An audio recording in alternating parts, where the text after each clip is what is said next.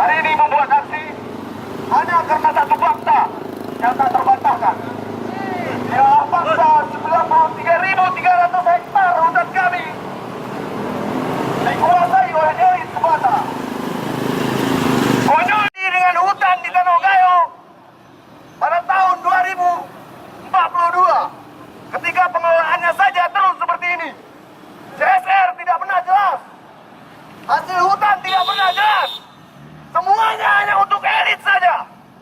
Semuanya hanya untuk elit saja.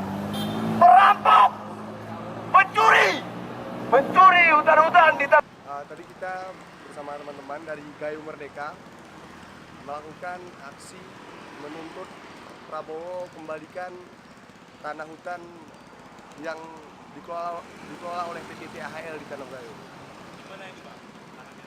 Lahannya itu terdapat di Bener Meriah dan Aceh Tengah, sebagaimana disampaikan dalam debat kedua kemarin. Jadi kita sudah kembalikan ke warga di bawah keluarga. Dalam aksi tersebut kita punya 3 tuntutan sebenarnya. Yang pertama adalah kita menuntut Prabowo ini mengembalikan tanah ke masyarakat Gayo.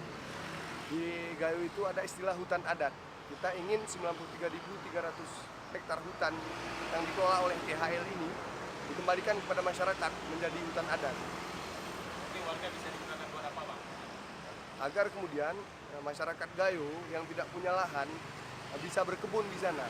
Karena faktanya sekarang banyak petani-petani di Gayo itu hanya menjadi buruh.